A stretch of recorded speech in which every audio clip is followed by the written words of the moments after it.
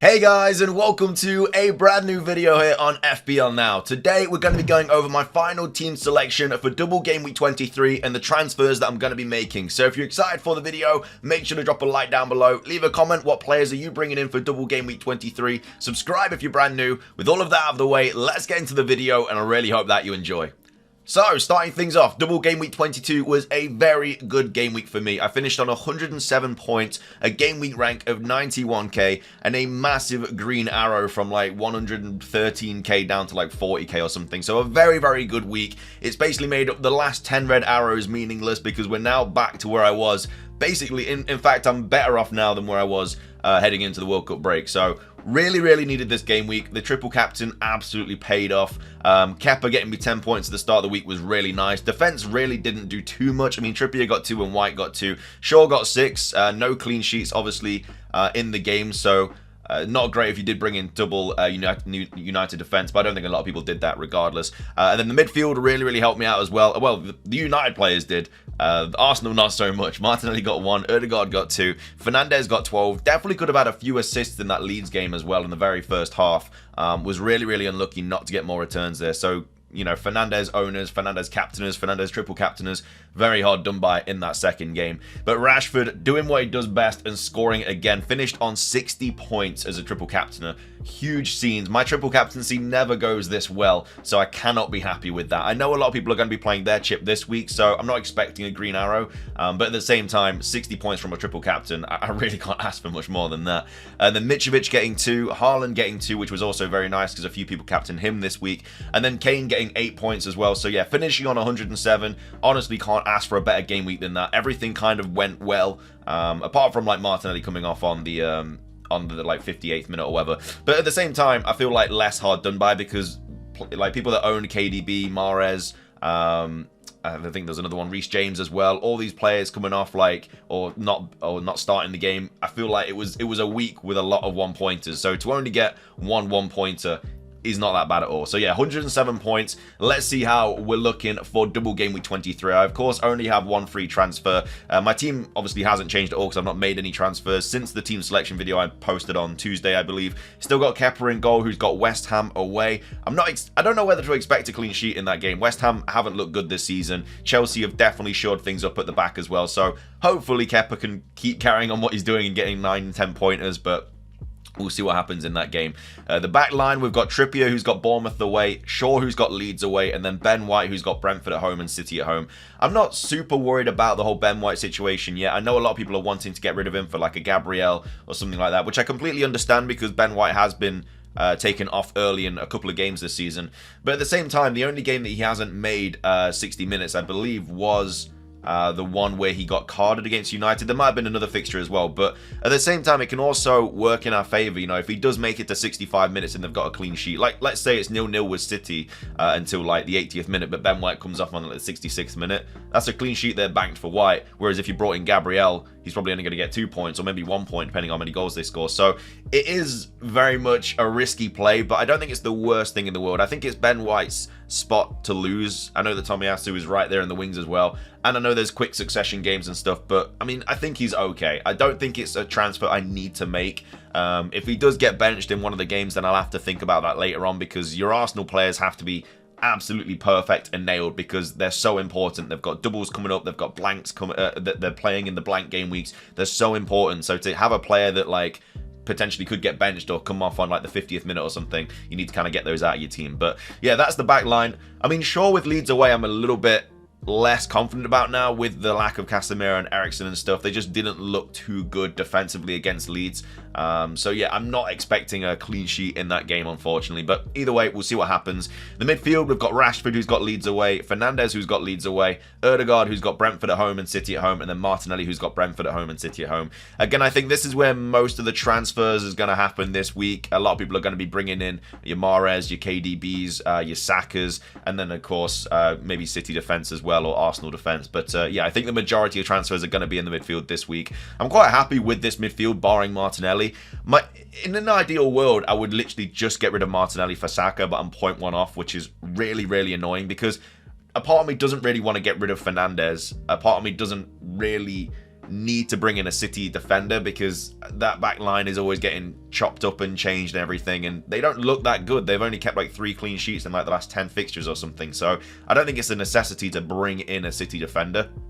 I know they don't blank in 25, but at the same time, it's not really a player that I'm like rushing to bring in, if that makes sense. Even though I do still have Cancelo on my bench, who's got, you know, 7.1 or 7 mil wrapped up in him, who I will get rid of eventually, but I'm not sure if this is the week to do it. Either way, that's the midfield, and up top, we've got Mitrovic, who's got Forest away. I think this is the game he'll come good in. I think that holding him for this long and just watching those 2-pointers, the penalty misses, everything like that, I'm hoping he finally sorts himself out and bags a couple against Forest. I'd like us to win the game though, so if Forest could win 3-2, that would be ideal, although I would definitely take a point away at Fulham. So yeah, if it's like a 2-all game and Mitrovic gets 2 goals, but we also score 2, you know, that's great. Kane, who's got Leicester away, absolutely loves scoring against Leicester. If it wasn't a double game week for Haaland, I'd actually think about captaining Kane this week. I captained Kane in the reverse fixture against Leicester when I think Haaland had, I can't remember who Haaland had, but Kane outscored Haaland that week. I think Haaland scored 1, but Kane got a goal and an assist, so it was actually a really good captaincy, very much against the run of play, but yeah, I think he's going to go big in that game. And then obviously Haaland, who's my captain right now, Villa at home, Arsenal away. The bench isn't looking too strong at all. Ward, who's got Spurs at home, and then Andreas Pereira, who's got Forest at home, and then of course Cancelo and Patterson both not playing. I need an update about Patterson so much, because if Patterson's back and he's in the first team, I won't have to use a transfer bringing in Tarkowski, and I can use that transfer later down the line to go for more of a luxury transfer. So I really hope we get some news about Patterson in today's press conference or something like that. I mean, he's expected back on the 18th of Feb, which is next week. So yeah, I mean, that's just, I won't know whether he's going to be in the first team or not, but it'd be so useful to have him. He's been on my bench this whole time, just injured, because I just haven't had a free transfer to get rid of him. So if he could play, that would be absolutely incredible. And then I could, again, I wouldn't have to bring in Tarkowski and stuff like that. And obviously Patterson is a little bit more attacking than Tarkowski, even though he does have that aerial threat. Anyway, that's how the team's looking up. Let's go over transfers and stuff. And there's a lot of different decisions I can make this week. I've got quite a bit of money in the bank, 1.9. Again, it's not 2 mil though, which is really annoying. That Saka price rise has really hurt me. But I think this week, I really want to get rid of Martinelli. I think I need to bring Saka in. Saka and Ødegaard's numbers are relatively the same, but Saka is on penalties. I feel like he's created so many really good chances this season, and he just looks a really good player. And I think as an Arsenal asset, he is the one to own, or one of the best 2 to own. Nketiah is also up there, Ødegaard's up there. Nketiah should get a few games in before Jesus is back. I think he's in training right now, but not full team training, so he might be back for like game week 26 maybe. So because the games are in like quick succession, it's quite good for Nketiah, because you know he's going to start every single one. But when Jesus does come back, game week 28 could be a bit of a situation for Nketiah owners. But again, as of right now, that's not something you have to think about. So yeah, this week I want to take, I think I'm going to take a -4 hit. I think I have to, just simply because I can't have Martinelli in for the double. I need a better Arsenal player. And knowing this, Martinelli's he's gonna go and score 3 or whatever. But you know, he's blanked in the last 4 games. His minutes are definitely getting eaten up by Trossard, and he potentially might even not start the Brentford game. He could get rested for the City game. So yeah, I'm really not sure about the Martinelli situation right now. But he's not a player that I do want to. He's not a player I want to own at all. So I need to make 0.1 somewhere in the bank. So the options that I have obviously are Cancelo, which I could easily take down to Ake, which I think is the smarter play, because if I do that, that means that I get another double player, another double game week player. I get more money in the bank. I've got 1.8 with obviously Saka in my team, so it's a really nice position to be in. And then I can just kind of sort myself out for the blanks. And then next week I'd probably just roll, because next week I'll play probably Shaw, Ake, and Trippier, Ødegaard, Saka, Fernandes, Rashford, and then Mitrovic, Haaland, and Kane. So I could just roll the transfer for game week 24. And then going into blank game week 25, I'd have 2 free transfers. And if Patterson's back, then that's a player that I don't have to worry about either. So in the perfect situation, Patterson would be back for double game week 25. And then I'd have 2 free transfers to proper sort out my team. So I could get rid of, I think, either Fernandes or Shaw would be the player that I'd get rid of. Probably Shaw, because I don't think I need a United defender. Because if you take a look at their fixtures, after the blank, he's got Liverpool away, which isn't great. Southampton's good, obviously, at home. But then he's got Brighton in game week 28, which is a blank most likely. So really, after the blank, you've got Liverpool and Southampton and then another blank. So I think it'd probably be Shaw over Fernandes that I'd get rid of, because there's not a ton of other midfielders I'd kind of want to bring in. And yeah, so one of my transfers that week would probably just be Shaw out for maybe a Mings or something like that. Maybe even a Liverpool player, potentially, because I'd have 6.9 in the bank, and I think Robertson is just under that. Yeah, he's 6.8. So, you know, if Liverpool somehow turn it around, I could even bring in Robertson for double game week 25. I'm probably not going to do that, just simply because Liverpool's defense is tragic this season. But again, I'd have to take him out for someone. So I'd probably bring in Mings or something, just because I know I want an Aston Villa player in, because they do play in blank game week 25, and they're playing blank game week 28.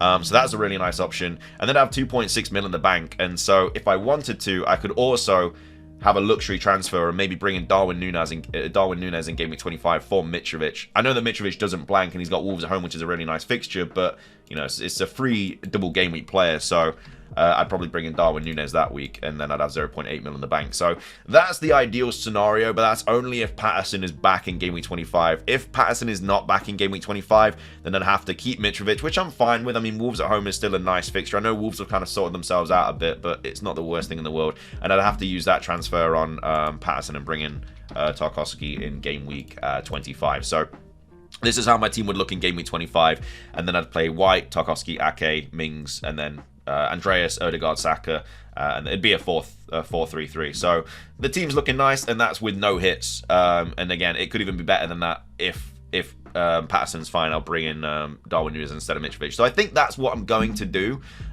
which I think is a nice kind of situation. And then dead end my team into blank game week 28 by bringing in like Newcastle players and just players that are going to play in blank game week 28, and then I can wildcard in 29, and then I could free hit in one of the doubles or potentially one of the blanks, because I think 32 is also quite a big blank, and so I could just free hit for that. And we're probably going to get quite a few doubles in like announced like around game week 29, so I could plan my wild card for that. So I think that's probably the best scenario to go in. The other thing that I could do, going back to my original game week 23 transfers, let me just restore all of these players because there was a lot of things. So yeah, Saka in this week, and then the other thing I could do is get rid of Fernandes this week and bring in Mahrez, which would lose the Fernandes, which I'm not a massive fan of, and then just play White, Shaw, and Trippier, and then play Odegaard, Saka, Mahrez, and yeah, just do a 3-4-3, yeah. So that's another thing that I could do. Again, I'm not a massive fan of City defense, so I think I'm kind of eyeing up this situation a little bit more. It also gets rid of one of my blanks, so I don't have to worry about that later on down the line. But of course, if Mahrez minutes start getting managed in game week 20, like around game week 24, 25, then that's going to hurt me because it might just be a one-pointer. And I just think having City attackers over the next few game weeks are going to be better than City defenders, because with Forest away and Bournemouth away, I reckon, in the current state of things, I reckon we can nab a cheeky goal against City at home. You know, the City ground is a pretty tough place to go, and I think we can bag a goal against City. I don't know if that's just being a little bit too crazy, but I think it could happen. The Bournemouth game, I'm not too sure, because their XG has been terrible this season. And then they've got like Newcastle and stuff after that. I just think it might be more suitable to have in Mahrez, but that means I have to keep Cancelo another week, and then I'd obviously have to get rid of him next week. So if I went this route, I'd take the -4, bring in Saka and Mahrez, and then next week, obviously, I can still play a 3-4-3. There's nothing wrong with that, so I could still roll the transfer, and then it'll go into double game week 25. And I'm kind of in the same situation, really. I'd have to get rid of Cancelo that week in double game week 25. And again, I don't have to get rid of Shaw that week because I've only got 3 players that aren't blanking. So again, for double game week 25, this was the situation. I bring in Tarkowski and probably Mings for these 2 players, and then just bench Shaw, Rashford, and Trippier. So that's the situation. We'll have to wait and see. It's basically, do I want Ake and Saka, or do I want Mahrez and Saka? Because on the grand scheme of things, it doesn't really affect a lot too much. Like, I don't even think Ake is like super nailed right now. I mean, anything could happen. Obviously, I'll have to wait for press conference and stuff. But yeah, I mean, Laporte has played there earlier on in the season, so really anything's possible. I think if I was going to have to put Mahrez against Ake, because that's really what the situation is. It's Mahrez versus Ake. Who do I think scores more over the next 3 game weeks, and I think it potentially could be Mahrez. His numbers are actually better than De Bruyne's right now. Or at least around the same for 5 mil cheaper. And again, if Mahrez had scored that unlucky shot that was ricocheted off the crossbar, I think everybody would be bringing him in this week. So yeah, I think I'm more opting in for Saka and Mahrez. I do lose Fernandes though, which is the only issue. And I guess it's Mahrez versus Ake, and then Shaw versus Fernandes as well. Because obviously, if I bring it, basically it's Mahrez and Shaw versus Ake and Fernandes. And I guess if you think about it like that, it is hard to, it's kind of hard to put into words which one is better, because Leeds and Leicester, without Casemiro, I think United are more likely to concede. But I think Fernandes is still like a really, really good option. So I'll have to think about it. I honestly don't know what to do. Maybe you guys can help me out in the comments, but that's the thing I think I'm going to do the most. I think the rest of my team's fine. It's just either... I'm definitely getting rid of Martinelli for Saka. I could easily just get rid of Cancelo for Ake this week and not take a hit, but at the same time, that leaves me with Martinelli, which is an issue, and I don't really want him in my team. But yeah, basically Shaw and Mahrez versus Ake and Fernandes. That's the situation I'm in. It's taken a -4 as well, but I'm okay with doing that. Either way, that's everything from me. If you enjoyed, drop a like, leave a comment, subscribe if you're brand new, and until next time, have a good one. Best of luck with Double Gameweek 23, and peace.